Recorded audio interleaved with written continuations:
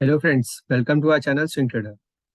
ये अगस्त 2022 में हमने कुछ स्टॉक्स सजेस्ट करे थे, तो एक बार देखते हैं उनका क्या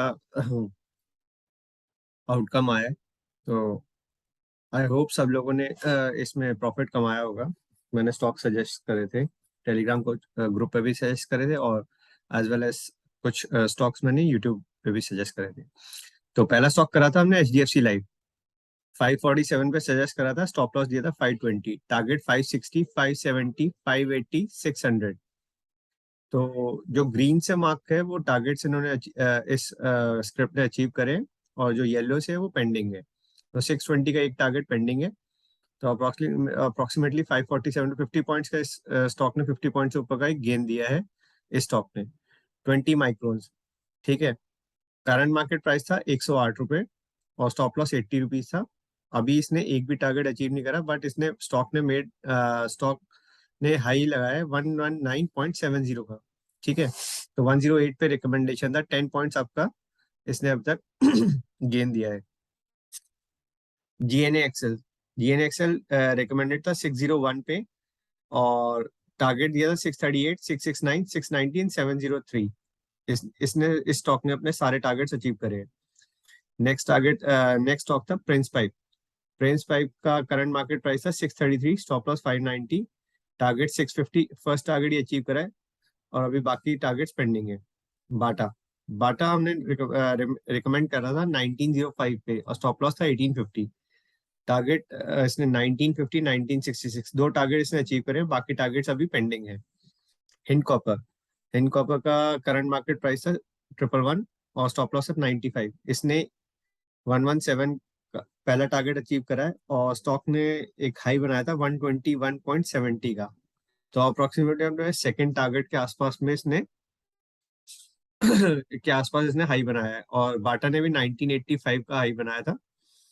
ग्लैक्सोस्मिथक्लाइन, ये मैंने करंट मार्केट प्राइस था उस टाइम पे 1443, और स्टॉप लॉस दिया था 1370 का, टारगेट 1477, 1490। तो स्टॉक ने हाई बनाया 1487 का। मैंने बताया था 1490 एक हर्डल है, इसके ऊपर के टारगेट्स मैंने टेलीग्राम चैनल पे अपडेट करे थे, यहाँ पे लिखना अभी भूल गया। तो आप टेलीग्राम चैनल के साथ में देख सकते हैं। 1490 के ऊपर स्टॉक के अंदर अच्छा खासा मोमेंटम आएगा, जो इसको 1550 तक लेके जा सकता है।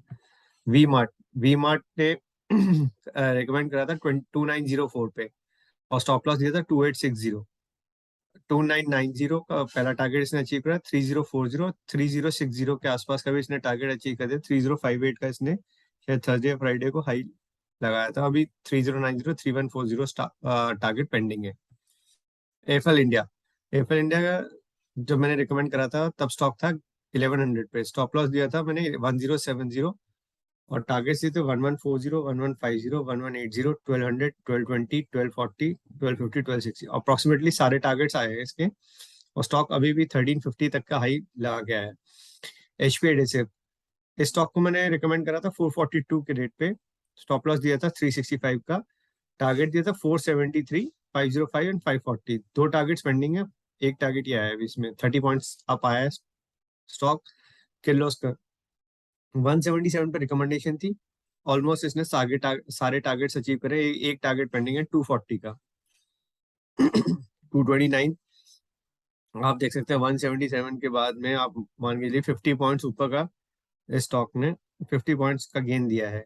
मनक्सिया स्टील, अभी इसका एक भी टारगेट नहीं आया है। 78 पे रिकमेंडेशन थी, एक भी टारगेट नहीं आया। 87 के ऊपर फ्रेश ब्रेकआउट दिया था स्टॉक के अंदर।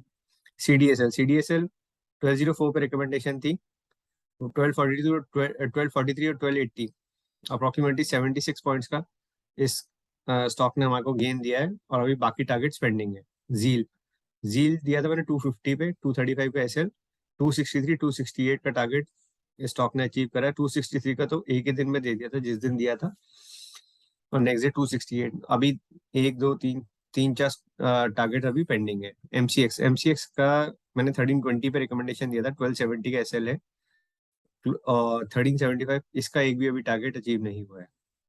आईआरसीटीसी मैंने पहले भी दिया था, अभी दोबारा भी रिकमेंडेशन थी 735 पे मैंने यूट्यूब पे भी दी थी एक और, और बोला भी था कि जब 690 700 के आसपास में हमारे को स्टॉक मिले तो हम इसमें दोबारा से अपनी अपनी पोजीशन इसमें ऐड ऑन करके चलेंगे। तो 690 के आसपास में हमारे को स्टॉक गैप डाउन पे मिला भी था, 665 पे मिला था बल्कि।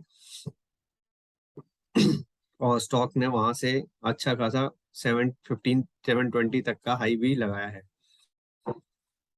तो स्टॉक के अंदर आप बने रहिए, अभी भी स्टॉक अच्छा है।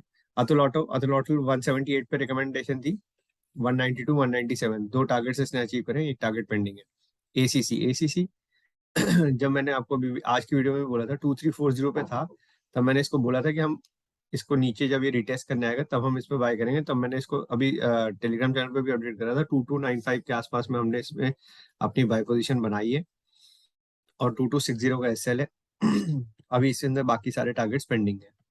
येस बैंक मैंने आपको बोला है कि इसके अंदर आप अपनी पोजीशन बना सकते हैं, मगर टाइम होराइजन रहेगा 1 ईयर to 1.5 ईयर के आसपास में। आप टाइम होराइजन जो पेशेंटली अगर इसको होल्ड कर सकता है तो वही स्टॉक के अंदर इन्वेस्ट करे।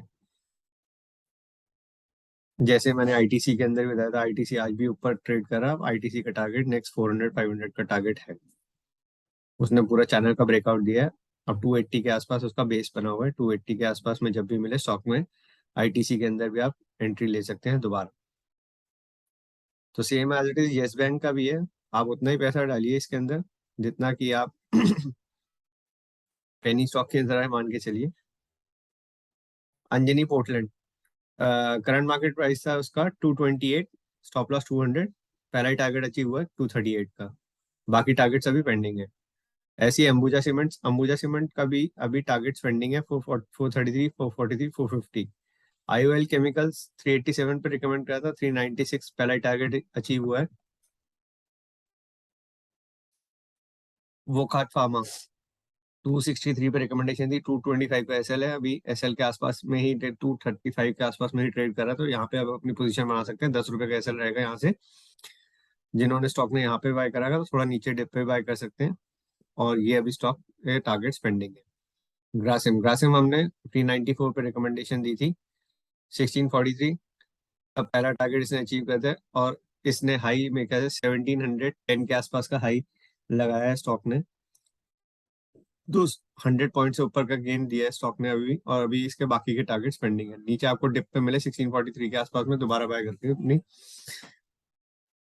इसमें बाय पे अपनी पोजीशन बना सकते हैं। एचडीएफसी एमसी 2040 पे रिकमेंडेशन थी, 1980 का एसएल, अभी टारगेट्स पेंडिंग है। मन्नापुरम ये भी सेम, इस 105 पे रिकमेंडेशन थी, इसके भी अभी एक भी टारगेट नहीं है, टारगेट पेंडिंग है। आवास आवास के अंदर मैंने 2239 के आसपास में रिकमेंडेशन थी, और स्टॉक को 2160 के आसपास का इसने लो भी बनाया है, और 2285 का पहला टारगेट इसने अचीव भी करा है अभी।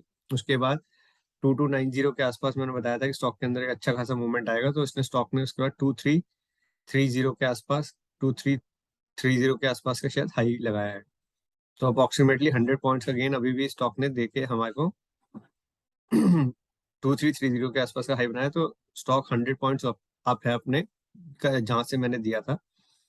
बीईएल मैंने रिकमेंडेशन करा था 297 पे, एसएल था 268, 318 329 दो टारगेट्स इसने अचीव कर रहे हैं। स्टॉक ने हाई शायद 331 के आसपास का बनाया है, और बाकी के टारगेट्स अभी पेंडिंग है। एल एन टी में 1905 पे रिकमेंडेशन थी, 1942 का हाई बनाया है। 1942 मतलब पहला टारगेट अचीव करा है, 1955 या 50 के आसपास के इसने हाई बनाया है, बाकी अभी टारगेट्स पेंडिंग है। ल्यूमेक्स ऑटो मैंने बोला था कि नीचे के आसपास में अभी रेट पे मिले तो हम इसमें बाय पोजीशन बना के चलेंगे, क्योंकि स्टॉक एक अच्छे खासे मैंने इसमें बाइंग लेवल दे रखा 270 टू 210 के आसपास का। तो यहाँ पे हम पोजीशन बना के चलेंगे, जो 400 तक के हमारे को टारगेट्स देखने को मिल सकते हैं। कोटक हमने इसमें 2 बार रिकमेंडेशन दी थी, दोनों बार इसने 1870 1868 के लेवल से हमारे को बाइंग दी है, और 1910 1920 तक के टारगेट्स इसने दिए हैं। 40 to 50 पॉइंट्स हमने 2 बार कोटक के अंदर हमने कैप्चर करे हैं। Tata power target still pending. Tata communication 1168 पे रिकमेंडेशन थी, और 1185 1273 दो टारगेट्स इसने अचीव कर रखे हैं। 100 पॉइंट्स का इसमें भी गेन दिया है स्टॉक ने भी।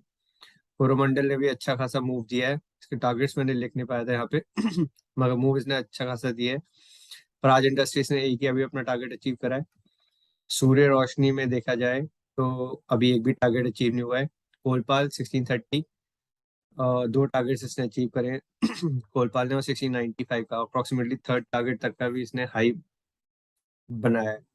शारदा मोटर मैंने आपको 770 पे रिकमेंडेशन दिया था, स्टॉक ने हाई बनाया 810 के आसपास का, 850। अभी ये सारे टारगेट्स पेंडिंग है।